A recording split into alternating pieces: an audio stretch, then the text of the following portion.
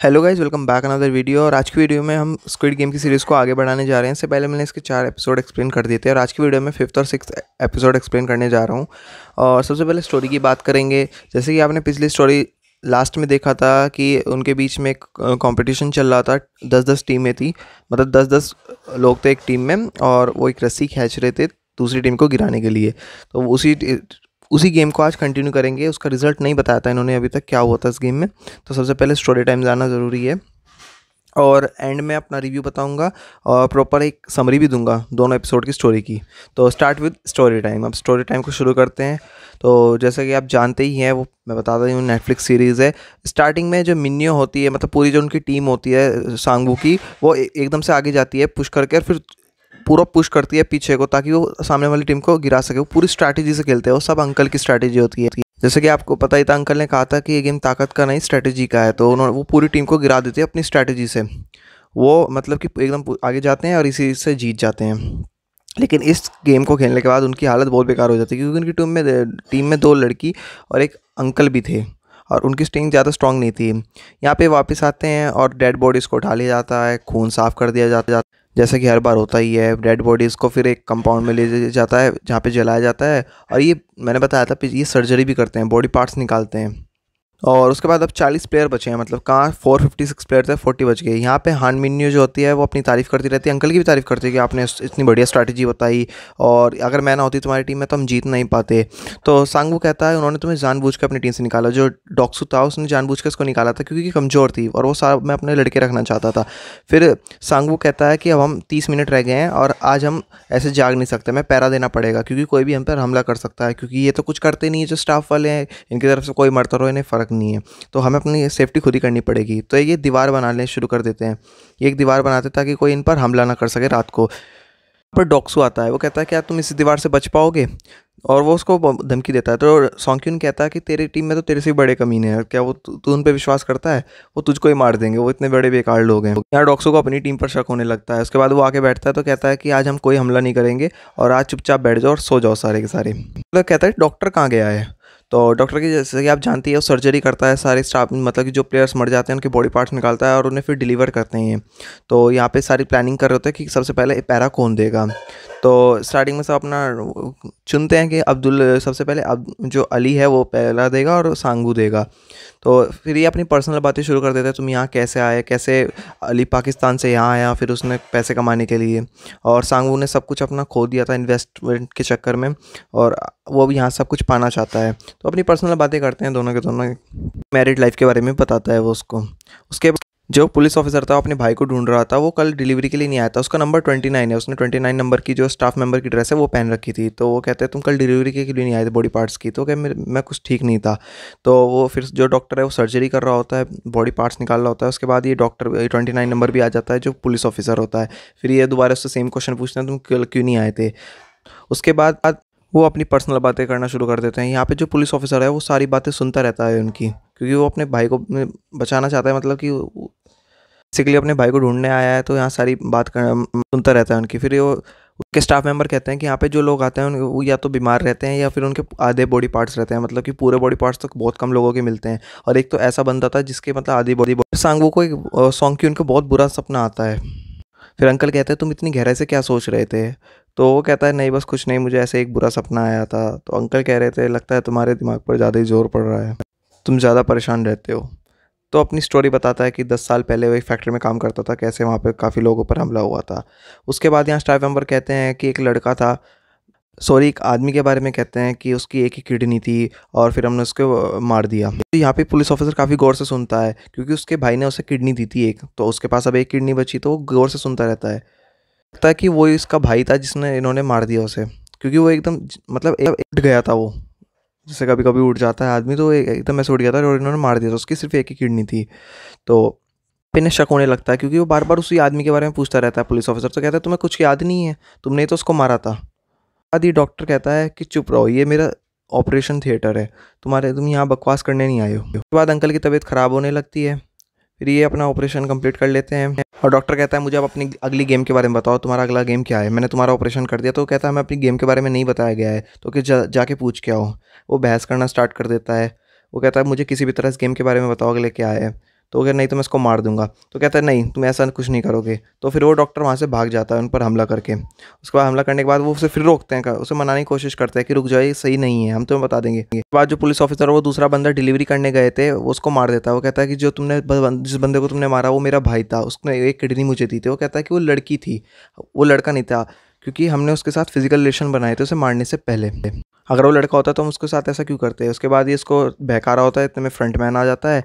ये police officer भी नहीं सुनता इसकी, ये भी इसकी बात को नहीं मानता और उसे सीधा मार देता है। इसने इसको बताया भी था कि जाके वो लिस्ट चेक कर लो। उसके बाद ये फ्रंटमैन भी इसको मार देता है क्योंकि इसने धोखाधड़ी करी है। और डॉक्टर को भी मार दिया जाता है क्योंकि गेम में चीटिंग कर रहे थे, क्योंकि इसे एकदम ये गेम की खबर दे देते थे। उसका कहना था कि तुम कैसे भी डिलीवरी करो लेकिन तुम गेम में चीटिंग नहीं करोगे। उसके बाद जो ये पुलिस ऑफिसर होता है ये सीधा फ्रंटमैन के रूम में आ जाता है ताकि ये लिस्ट चेक कर सके हर प्लेयर की, क्योंकि इसे अपने भाई को ढूंढना होता है। तो फ्रंटमैन को भी शक हो जाता है क्योंकि एक भी ऑक्सीजन सिलेंडर गायब नहीं होते जहाँ पे उस बंदे को पुलिस ऑफिसर ने मारा होता है। तो वो कहता है कि वो जो बंदा है यहीं पर है। यहाँ पे एक स्टैचू सा होता है जिसने कैट का मास्क का फेस बना रखा होता है। उसके बाद सांगू सा एक अलार्म सा बजता है और सारे प्लेयर्स उड़ जाते हैं। उसके बाद एक सीक्रेट रूम में जाता है जो पुलिस ऑफिसर होता है, और वो मतलब नीचे जा रहा एक सीक्रेट टाइप का रूम होता है जिसमें सारे प्लेयर्स की लिस्ट होती है, जितने भी यहाँ पे प्लेयर्स थे 1980 2015 14, हर बंदे की हर एक लिस्ट थी, कितने उसने गेम जीते सब कुछ उस लिस्ट में होता है। तो वो अपने भाई को ढूंढता है। फिर यहाँ पे उस जो बंदा मरा है उसके रूम में आते हैं। तो बाकी तो सारे रूम के बाहर होते हैं लेकिन नंबर 28 तो मर चुका है, 29 भी नहीं होता। तो वो कहते हैं 29 गायब है, यानी कि वही है जिसने उसे मारा है ना। वो सीसीटीवी कैमरे में दिख रहा होता है और वो 29 आपको पता ही है पुलिस ऑफिसर है। उसके बाद सारे मतलब जो प्लेयर्स हैं उनकी चेकिंग होती है, मतलब कि उन्हें कहा था जाके लाइन में खड़े हो जाओ सारे के सारे। और सॉन्ग्क्यून कहता है कि अंकल उठने की स्थिति में हैं, उन्होंने पैंट में टॉयलेट कर दिया होता है, मतलब काफ़ी सिक से होते हैं वे। तो उसके बाद जो पुलिस ऑफिसर है वो लिस्ट चेक कर रहा होता है कि करके सारे मतलब प्लेयर्स की। उसके बाद यहीं से एपिसोड का एंड हो जाता है जो कि नंबर 5th एपिसोड है। इसके आगे हम 6th एपिसोड कंटिन्यू करने जा रहे हैं। तो स्टार्ट वही प्लेयर को सारे प्लेयर्स को लाइन में लगा दिया जाता है ताकि उन्हें कहा जाता है कि अब आपकी अगले गेम की तैयारी शुरू हो चुकी है। फिर सोंगक्यून अपनी जैकेट अंकल को दे देता है, तो उसके लिए वो उसको थैंक्स कहते हैं क्योंकि उन्होंने टॉयलेट कर रखा था, वो शर्मा रहे थे। उसके बाद वो सारे गेम हॉल की तरफ जाने लगते हैं। फिर यहाँ पे देखते हैं कि काफ़ी सारी लाशें टंगी हुई होती हैं, ये उन सब लोगों की होती है जिन्होंने चीटिंग करी होती है। फिर एक ऑर्डर दिया जाता है उनको कि आप भी अगर ऐसी चीटिंग करेंगे तो आपको भी मार दिया जाता है, और आप आपसे माफ़ी चाहते हैं कि आपके साथ ऐसा दुर्व्यवहार हुआ। उसके बाद ये सारे प्लेयर्स देख के घबराए हुए होते हैं, डॉक्टर भी मरा हुआ होता है। फिर यहाँ पे फ़ोटो ले लेता है सारी लिस्ट की जो पुलिस ऑफिसर होता है। और उसके बाद ये जैसे ही बाहर आता है तो एक फ़ोन होता है वो बज रहा होता है और फ्रंटमैन आता है फिर उस फ़ोन को रिसीव करने के लिए। तो वो कहता है वीआईपी की आने के लिए तैयारी हो चुकी है और सब कुछ थोड़ी सी माइनर मिस्टेक्स हो गई थी लेकिन अब वो सब क्लियर हो चुकी है। कुछ वीआईपी लोगों के आने की बात चल रही होती है। उसके बाद ये सब गेम हॉल में आ जाते हैं सारे के सारे प्लेयर्स अगली गेम खेलने के लिए। तो अब इन्हें कहा जाता है कि आप 2-2 लोगों की टीम बना लीजिए अगली गेम के लिए। तो सब अपना पार्टनर चूज़ करते हैं ताकि वो अगला गेम खेल सकें। उसके बाद जो ये फ़ोन है, जो फ्रंटमैन का फ़ोन है, उससे पुलिस ऑफिसर फ़ोन मिलाता है लेकिन उससे फ़ोन नहीं मिलता।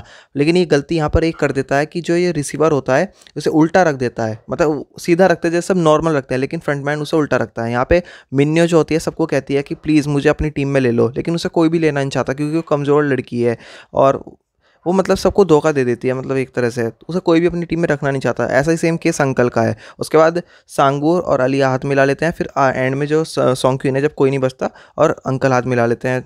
सब अपने अपने पार्टनर ढूंढ लेते हैं लेकिन मिन्यो को कोई पार्टनर नहीं मिलता। सिब्योक और जी यूंग को भी अपना पार्टनर मिल जाता है।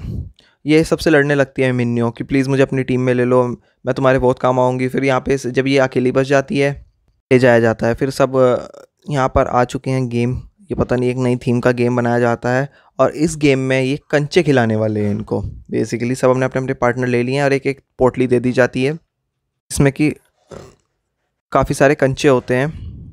फिर कहता है आपने क्या ये गेम बचपन में खेला है, तो अंकल कहते हैं हम बचपन में बहुत ये गेम खेलते थे और मैं कभी इस गेम में नहीं हारा, जैसे कि वो हमेशा बताते हैं। तो कहते हैं अब उस सबको पता है कि मतलब कि हमें एक दूसरे के पार्टनर के कंटे मतलब अपने जो कंचे हैं वो दूसरे पार्टनर से जीतने हैं, उन्हें हरा कर, चाहे हम कोई सा भी गेम खेलें उनके कंचे हमें अपने जीतने हैं। तो यहाँ सब उदास हो जाते हैं कि अब उन सबको पता है कि हम में से एक ना एक तो मरेगा ही, जो जीतेगा वो निकलेगा और जो हारेगा वो मरेगा। तो यहाँ पर अली और सांगू ऑड इवन का गेम खेलते हैं। ऑड इवन मतलब हाथ में कंचे रखकर सामने वाले से प्रेडिक्ट करवाते हैं कि मेरे हाथ में ऑड नंबर के कंचे हैं फिर इवन नंबर के, जैसे कि 3 5 सबको ही पता है या फिर 2 या 4। तो स्टार्टिंग में तो जो सांगू होता है वो हारने लगता है अली से, वो मतलब कि अपने धीरे धीरे सारे कंचे हारने लगता है। यहाँ पे सोंगक्यून जो होता है वो भी धीरे धीरे हारने लगता है। फिर सांगवू कहता है कि तू चीटिंग कर रहा है, तुझे पता है, तुझे सारे गेम आते हैं। उससे लड़ने की कोशिश करता है, मतलब वो जज्बाती हो जाता है थोड़ा सा। उसके बाद जो सिब्योक है और जी यूंग है वो आपस में कहते हैं कि हम अभी गेम नहीं खेलेंगे, हम अपनी पर्सनल बातें करेंगे। तुम मुझे अपने बारे में बताओ, तुम यहाँ कैसे आई, और मैं भी तुम्हें अपनी पर्सनल बारे बताऊंगी। उसके बाद जो सोंग होता है वो भी गेम खेल रहा होता है, लेकिन वो भी अंकल से हारने लगता है धीरे धीरे। वो भी काफ़ी टेंशन में आ जाता है क्योंकि वो धीरे धीरे हारने की तरफ जा रहा होता है। यहाँ पे सब अपनी जो सिब्योक है और जो अपनी पर्सनल बातें करती हैं। अली रोने लगता है कि प्लीज़ मेरी भी तो फैमिली है। सांगवू कहता है कि प्लीज़ मुझे यहाँ से जीत कर ही जाना होगा, मुझे माफ़ कर दो, मैंने तुम्हारे साथ ऐसा बिहेव किया। सॉन्ग क्यून धीरे धीरे हारने लगता है, लेकिन उसके पास अब भी एक कंचा बचा होता है, नहीं तो उसको मार ही देते। उसके बाद कैंग जो चैंग है वो भी खेल रहा होता है। अली को एक वो प्लान बताता है सांगवू, जो कि उसको मतलब बेवकूफ़ बनाना होता है। सांगवू अब उसका बेवकूफ़ बना रहा था। सांगवू का जो कैरेक्टर है थोड़ा सा यहाँ से रूड कर दिया इन्होंने, मतलब ही सा कर दिया, सेल्फिश टाइप का बंदा कर दिया उसको। तो उसका बेवकूफ़ बनाता है। वो कहता है मैं तुम्हें एक प्लान बताता हूँ, जाओ। उसे बहकाता है कि तुम कमज़ोर और जो नहीं खेल रहे हैं उनको ढूंढ के लाओ प्लेयर्स को, और इतने मैं तुम्हारे यहाँ इंतजार करूँगा और फिर हम दोनों यहाँ से बच के निकलेंगे। यहाँ पे जो सिब्योक है और जो जी होंगे अपनी पर्सनल अपनी लाइफ के बारे में बताती रहती हैं। और अब जो अंकल हैं उन्हें थोड़ी सी भूलने की टाइप बीमारी होने लगती है। अगर सांगू अगर गलत भी प्रेडिक्ट वो सोंगक्यून अगर गलत भी प्रेडिक्ट कर देता है तो वो दोबारा पूछते हैं तुमने क्या कहा था। तो ये चालाकी हो जाती है यहाँ पर। उसके बाद जो सांगू है वो अपने प्लान के बारे में बताता है, उसे बहका रहा होता है मतलब अली को, ताकि वो यहाँ से निकल जाए। उसके बाद जो चैंग है वो भी जीत जाता है और उसे मार दिया जाता है, उसके जो पार्टनर होता है। उसके बाद सांगू है उसे एक पोटली में कंचे दे देता है सारे अली के मतलब कि उसे टांग देता है अली की गर्दन में।